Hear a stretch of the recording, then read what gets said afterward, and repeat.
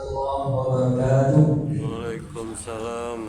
Alhamdulillahirabbil alamin hamdan yu'asi ni'amahu wa yukafi mazidah. Ya Rabbana wa lakal hamdu wa lakal syukru kama yanbaghi li jalalihi karim wa 'azimi sultanik. Asyhadu an la ilaha illallah wa asyhadu anna Muhammadan 'abduhu wa rasuluh sallallahu alaihi wasallam la nabiyya ba'da ma ba'd. Teman-teman sekalian, mari kita bersyukur pada Allah Subhanahu wa taala. Alhamdulillahirabbil alamin ala kulli hal wa fi kulli hal yang saat ini masih diberikan kepada kita kesehatan dan kesempatan sehingga dapat hadir dalam masjid Raya Munawwarah ini dalam rangka melaksanakan ubudiyah kita yang sholat Jumat berjamaah. Salawat dan salam kita semoga selalu tercurah kepada Nabi kita Nabi Muhammad sallallahu alaihi wasallam. Allahumma salli wa sallim wa barik ala sayyidina Muhammad wa ala alihi wa sahbihi wa sallam. Bapak-bapak dan saudara sidang jemaah Jumat dan Allah, sebelum nanti kita menyebut mimbar, ada beberapa informasi yang akan disampaikan. Yang pertama, waktu sholat kita hari ini masuk pukul 12:04. Sekarang jam telah menunjukkan pukul 12:03. Jadi lebih kurang 1 menit lagi waktu sholat Jumat akan masuk. Bagi bapak-bapak saudara yang masih berada di rumah maupun di dalam perjalanan, bersegeralah untuk menuju ke masjid karena 1 menit lagi waktu sholat Jumat akan masuk. Bagi bapak-bapak yang telah bermasjid, mari kita tentukan stop-stop yang terdapat terlebih dahulu. Untuk khotib Jumat kita pada Jumat kali ini, insyaallah khutbah disampaikan oleh Ustaz Al-Jomo. Alhamdulillah beliau telah bersama kita. Dan untuk laporan keuangan ya akan kita sampaikan besok insyaallah sebelum KBS. Dan juga sebagai laporan kepada jamaah bahwa untuk pembangunan masjid kita jadinya untuk penyediaan pintu geser alhamdulillah sudah terpenuhi. Namun kita masih mempunyai hutang pada pihak ketiga yang mentalangi atau meminjamkan dana untuk membayar pintu geser kita. Dan juga untuk pemasangan kanopi di depan menara alhamdulillah juga sudah selesai dilaksanakan, namun kita masih membutuhkan biaya untuk pelunasannya.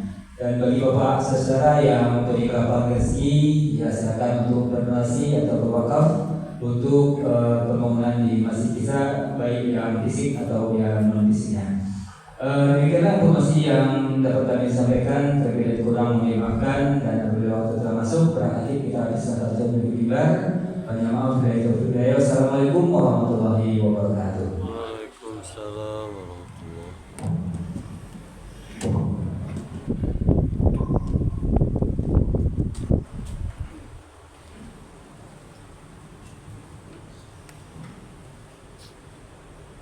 Sebelum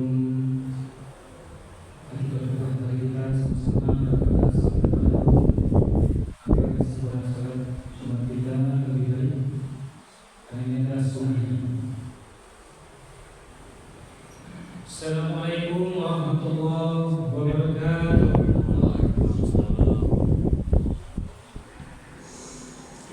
Allahu Akbar, Allahu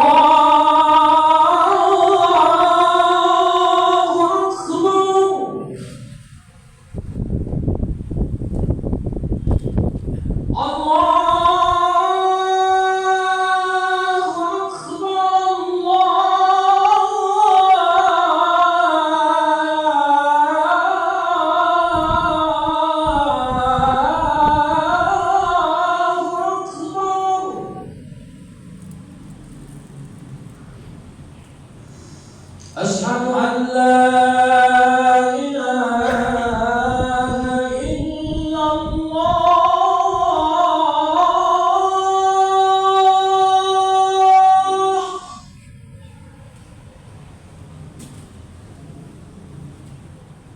Asyhadu an la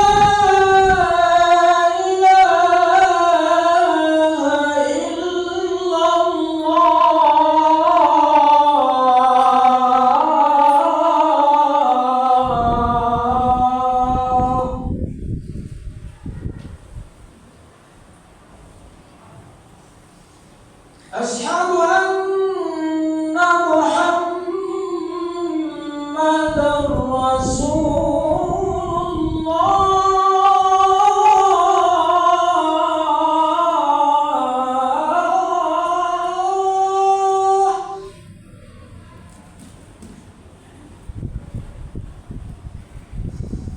أشهد أن محمدًا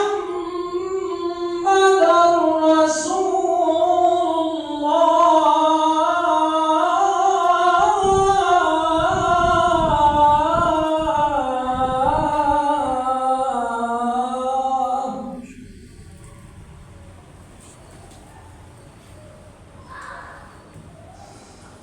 حي على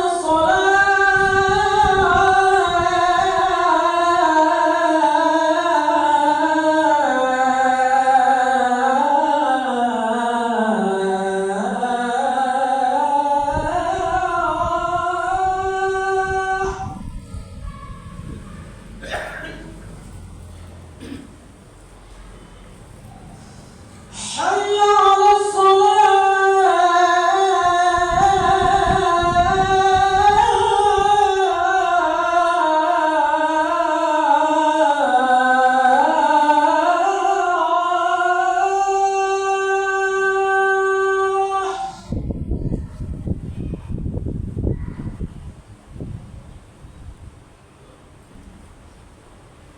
حي على الفلاح.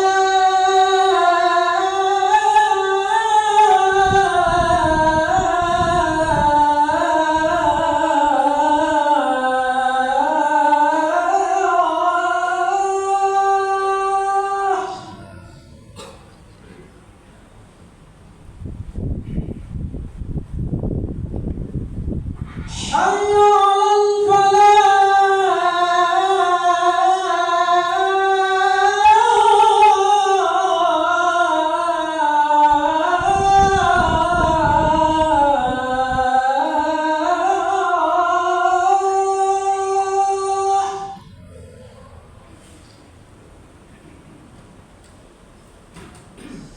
الله أكبر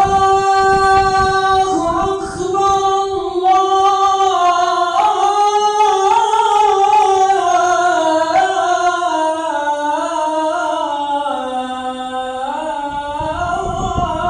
أكبر.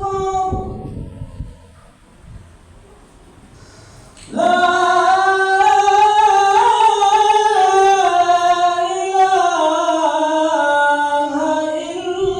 إلا الله.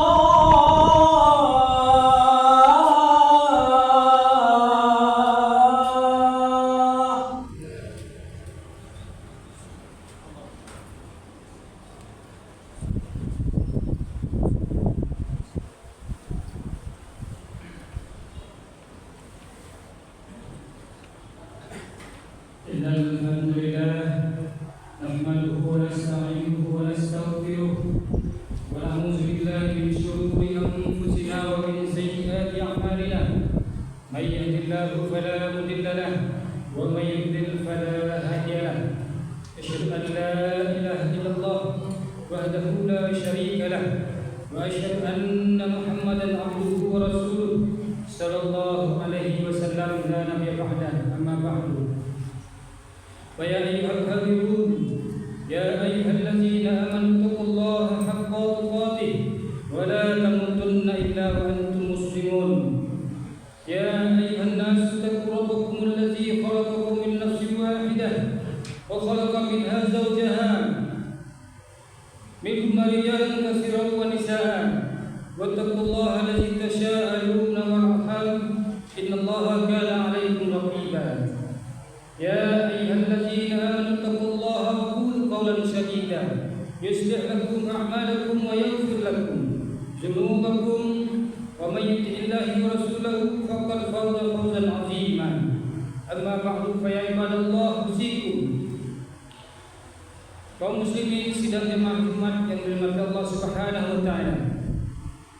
Pertama dan utama sekali, mari kita panjatkan puji syukur kita kehadirat Allah Subhanahu wa taala yang mana Allah telah memberikan kesempatan kesehatan untuk dapat pastinya berkumpul di rumah Allah yang kita cintai ini dalam rangka menunaikan suatu ibadah ubudiyah kepada Allah, yaitu melaksanakan salah satu kewajiban umat muslim laki-laki, yaitu mengerjakan salat Jumat berjamaah.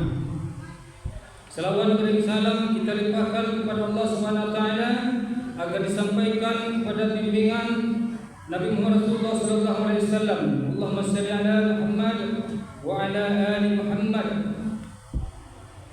Kaum muslimin, bapak-bapak, saudara-saudara sidang jamaah Jumat rahimakumullah. Adapun judul khutbah kita singkat pada siang hari ini adalah sempurnakan solatmu, Allah akan perbaiki hidupmu. Solat mempunyai posisi yang sangat penting. Ia adalah tiang penyangga agama ini. Sedangkan tiang penyangga utama dari solat itu, Islam itu adalah solat. Solat itu sendiri adalah bacaan Al-Fatihah yang selalu kita bacakan dalam solat kita tiap hari. Haruslah kita perhatikan, kita pelajari dan kita tadabburi. Yang berulang kali dibaca setiap muslim dalam setiap rakaat dalam solatnya. Kita berupaya untuk mendalami apa-apa yang terkandung di dalam makna Al-Fatihah tersebut, terutama dalam membaca surah Al-Fatihah yang bisa membuat kita bermunajat kepada Allah. Tidak ada rintangan halangan apapun, sehingga kita bisa khusyuk. Dan ini perlu tata cara untuk melaksanakan suatu ibadah ubudiyah kepada Allah Subhanahu wa taala. Kenapa solat ini penting kita bahas pada siang yang berbahagia ini? Solat adalah salah satu ibadah yang pertama sekali dihisab oleh Allah Subhanahu wa taala. Ibnu Qayyim Al-Jauziyah menyatakan, memaparkan terkait dengan rahasia bacaan dalam surat Al-Fatihah, semoga memacu kita untuk lebih menghadirkan hati kita saat bermunajat dengan Allah Subhanahu wa taala. Kenapa begitu pentingnya kita mendalami dan memperhatikan solat ini? Sebab semua amal tidaklah baik di sisi Allah Azza wa Jalla, sebagaimana hadis Nabi Rasulullah sallallahu alaihi wasallam dalam riwayat Tirmizi ayat 413, inna awwala ma yuhasabu bihil 'abdu yaumal qiyamah min amalihi shalihat, fa in salahat faqad aflaha wa anjaha, wa in fasadat faqad khaba wa khasira. Sesungguhnya amal yang pertama sekali dihisab dari seorang hamba pada hari kiamat adalah solatnya. Fa in salahat faqad aflaha wa anjaha, jika solatnya baik maka dia akan beruntung dan selamat. Wa in fasadat faqad khaba wa khasira, jika solatnya buruk atau tidak baik maka akan celaka dan merugilah dia. Makna hadis ini adalah sesungguhnya amal yang kita lakukan itu merupakan konsekuensi dari perbuatan kita, keseharian kita, dan menegaskan bahwa salat adalah barometer diterimanya seluruh amal. Salat yang khusyuk dan tepat waktu menunjukkan iman yang hidup. Sebaliknya, orang yang meremehkan salat berarti meremehkan hubungannya dengan Allah Azza wa Jalla. Dalam kita memelihara salat 5 waktu sehari semalam, paling tidak ada 5 cara yang harus kita memperbaiki salat-salat kita dalam keseharian. Yang pertama adalah memahami makna solat. Yang kedua adalah menjaga konsentrasi. Yang ketiga, melakukan gerakan dengan tertib dan tumakninah. Yang keempat adalah menjaga kebersihan. Yang kelima adalah mengatur waktu solat. Yang poin pertama yang kita bahas adalah salah satu cara untuk meningkatkan khusyuk dalam solat adalah dengan memahami makna dari setiap bacaan yang kita ucapkan. Apabila seseorang yang ingin melaksanakan solat, hendaklah ia membaca ta'awuz. A'udzubillahi minasyaitonir rajim. Aku berlindung kepada Allah dari syaitan yang terkutuk. Mungkin kita masih banyak lupa. Ta'awuz ini mungkin ada perbedaan khilafiyah dari para ulama, tetapi banyak ulama yang menganjurkan atau mensunnahkan untuk membaca ta'awuz sebelum kita masuk ke dalam ritual sholat. Imam Hanafi menjelaskan bacalah ta'awuz setelah takbiratul ihram. Untuk apa tujuannya adalah untuk melindungi kita dari setan-setan yang selalu mengikuti kita. Maka dari itu Imam selalu menganjurkan sufufakum, maka rapatkanlah safmu.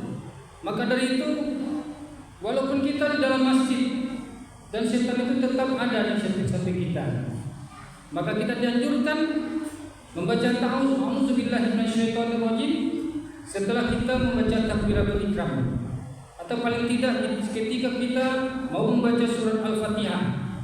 Walaupun kita dalam sholat berjamaah, walaupun kita sholat sendirian atau sholat sunat lainnya. Maka dari itu saat itu kita sungguh telah berlindung kepada satu pilar yang sangat kokoh. Kita telah berlindung kepada daya dan upaya Allah Azza wa Jalla dari musuh yang terus berusaha memotong jalan menuju kita ke Rabb kita. Musuh yang terus berusaha menjauhkan kita dari Allah Subhanahu wa taala. Tujuan musuh itu tidak lain adalah yaitu menyeret orang-orang yang sedang sholat agar terjerumus, agar terpuruk. Kemudian dilanjutkan dengan bacaan bismillah bagi kita yang bermazhab Syafi'i.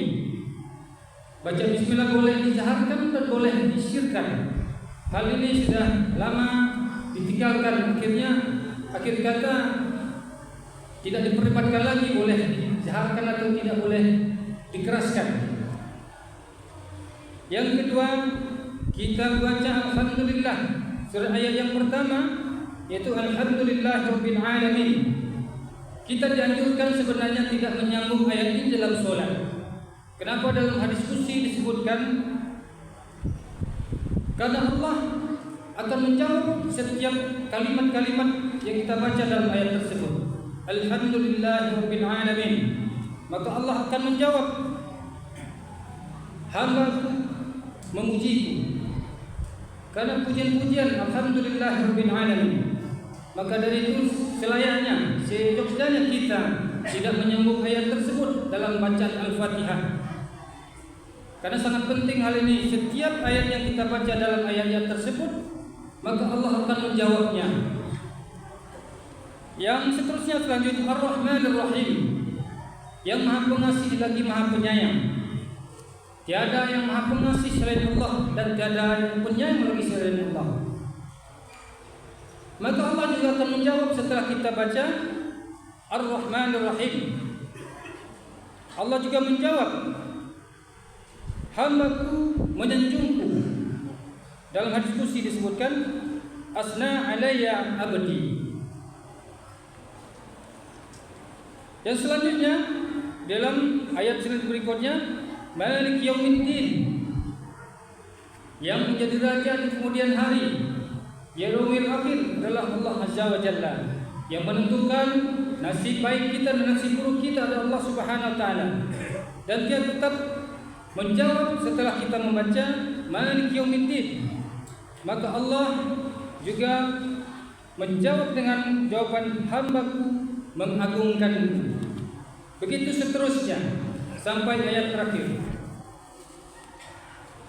Jika kita paham dengan hal ini, setidak-tidaknya kita tidaklah mau mencepatkan gerakan solat, mencepatkan bacaan-bacaan solat. Karena dalam hadis dalam firman Allah dalam surat Al-Qiyamah, la tuharrik bihi lisanaka lita'jala bih. Dalam perspektif ayat ini ada dua definisi. Yang pertama, bagi penghafal Quran, hendaklah dia tidak mencepat-cepatkan bacaannya. Yang kedua, bisa juga dalam dalil ini, dalam kita membaca bacaan-bacaan ayat solat, kita tidak dianjurkan untuk mencepatkan bacaan-bacaan kita, termasuk gerak-gerakan kita, agar kita tertib membaca, tidak tergesa-gesa. Karena Allah telah pernah menegur Nabi Muhammad Rasulullah SAW ketika beliau membaca ayat Al-Quran dengan tergesa-gesa. Maka inilah dalilnya di dalam surah Al-Qiyamah ayat 16, la tuharrik bihi lisanaka lita'jala bih. Jangan engkau Muhammad gerakkan lidahmu untuk membaca Quran karena hendak cepat-cepat selesai. Inilah satu dalil bagi kita tidak boleh, walaupun sholat kita tidak boleh tergesa-gesa agar ada tumakninahnya. Kaum muslimin sidang jamaah Jumat yang dirahmati Allah Subhanahu wa taala. Yang kedua, poin yang kedua tadi adalah menjaga konsentrasi. Di dalam kita melakukan ibadah kepada Allah Subhanahu wa taala butuh konsentrasi yang tinggi agar kita tidak termasuk orang yang menerawang dalam sholat. Salah satu tadi yang telah khatib sebutkan, membaca ta'awudz salah satu upaya kita. Ibaratkan kalau kita konsentrasi, diumpamakan kita membawa air dalam gelas, kemudian kita kelilingi di seluruh masjid. Kita kelilingi di sekeliling masjid kita. Bagaimana cara supaya air itu tidak tumpah? Begitulah kira-kira agaknya sholat kita dalam keseharian kita, agar tidak pikiran kita menerawang kemana-mana. Ini perlu kita tekankan juga, agar orang sebelah kita tidak tahu. Yang penting kita bermunajat kepada Allah Subhanahu wa taala. Begitulah perumpamaannya. Yang ketiga adalah melakukan gerakan dengan tertib dan tumakninah. Begitu banyak di antara kita masih belum mendalami tentang gerakan sholat. Terkadang kita dalam sholat berjamaah, imam belum ruku, dia sudah ruku, atau dia sejajar dengan imam. Ini adalah menyalahi aturan dalam kaidah fikih Islam, dalam fikih sholat. Untuk itu kita tekankan semua jamaah, bapak-bapak, saudara-saudara kaum muslimin yang berbahagia, sholat sendiri-sendiri tak apa-apa, tapi sholat berjamaah ini perlu kita tekankan. Jangan sampai kita mendahului imam.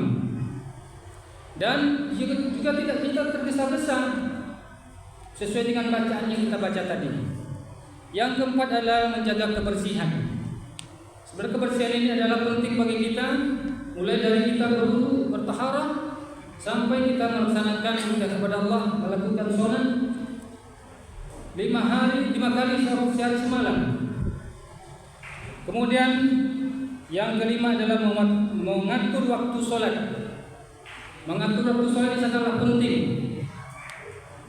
Kita tiap hari mendengar waktu azan, maka saat itulah saatnya kita tinggalkan suatu pekerjaan kita, didahulukan panggilan Allah Subhanahu wa taala, karena dialah salah satunya, Allah lah satu-satunya yang bisa memberikan kemampuan kita untuk bergerak, untuk melakukan sesuatu apapun karena Allah Subhanahu wa taala.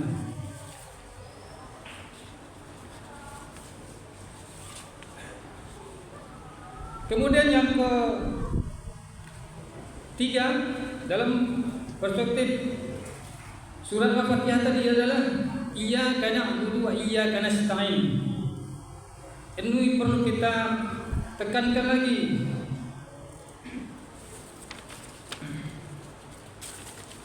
Kenapa iyyaka na'budu wa iyyaka nasta'in?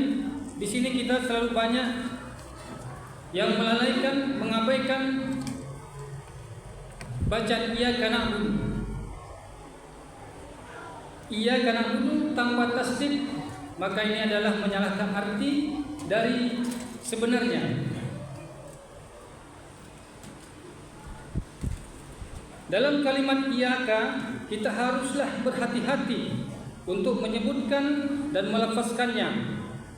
Imam Syafi'i rahimahullah pernah membahas ayat ini dalam surat Al-Fatihah.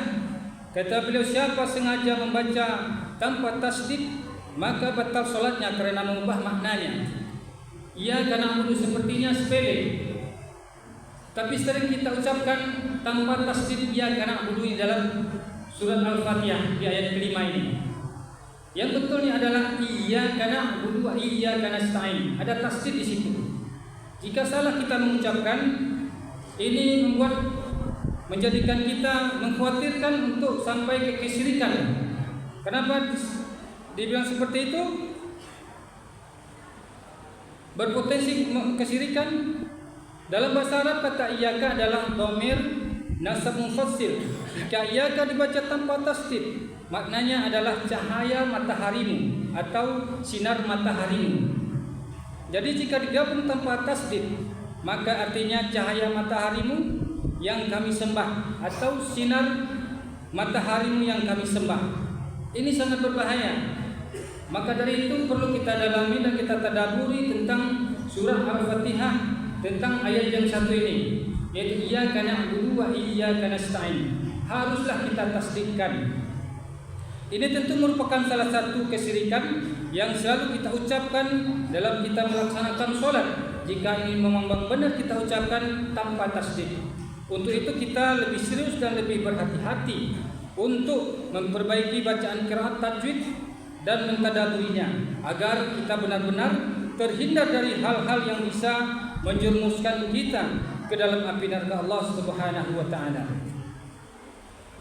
Kemudian dalam kita membaca iyyaka na'budu wa iyyaka nasta'in, maka hendaknya kita mengetahui bahwa pada kedua kalimat itu terdapat rahasia ciptaan Allah, makhluk dan perintah Allah, rahasia di dunia dan akhirat. Ayat ini mengandung tujuan yang teragung dan wasilah terbaik, perantara terbaik untuk mewujudkan tujuan teragung tersebut. Tujuan teragung itu adalah beribadah kepadanya, kepada Allah Subhanahu wa taala. Sedangkan sarana terbaiknya adalah memohon pertolongan kepadanya. Tidak ada sesembahan yang berhak diibadahi selain Allah, dan tidak ada yang bisa membantu seseorang untuk beribadah kecuali Allah Azza wa Jalla. Jadi beribadah kepada Allah Subhanahu wa taala merupakan tujuan tertinggi dan pertolongannya adalah jalan terbaik bagi kita manusia. Itulah upaya yang singkat yang dapat saya sampaikan pada siang hari ini. Aku qauli hadza wastaghfiruhu innahu wal ghafurur rahim.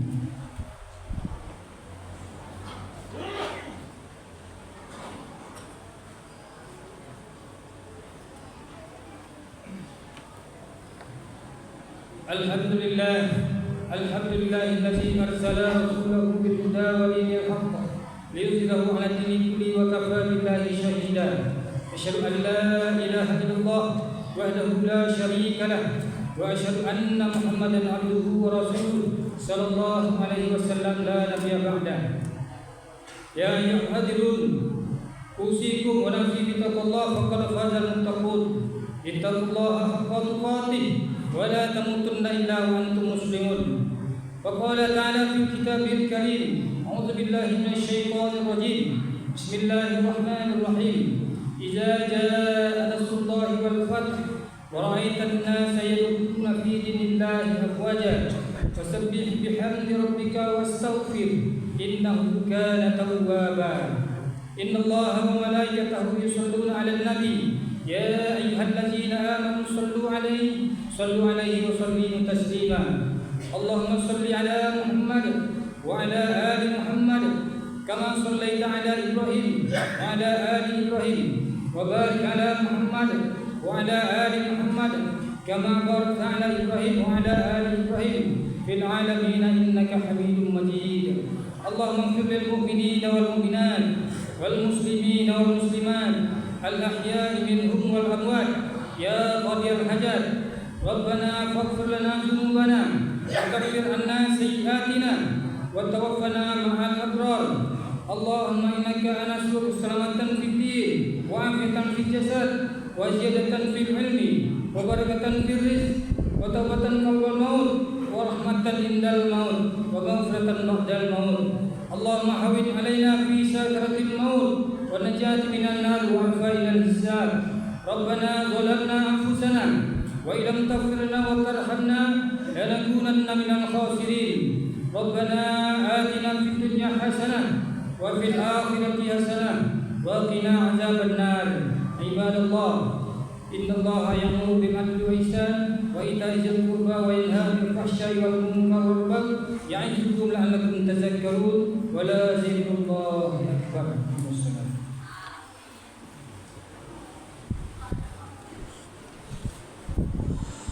الله أكبر الله أكبر أشهد أن لا إله إلا الله أشهد أن محمدا رسول الله حي على الصلاة حي على قد قامت الصلاة الله أكبر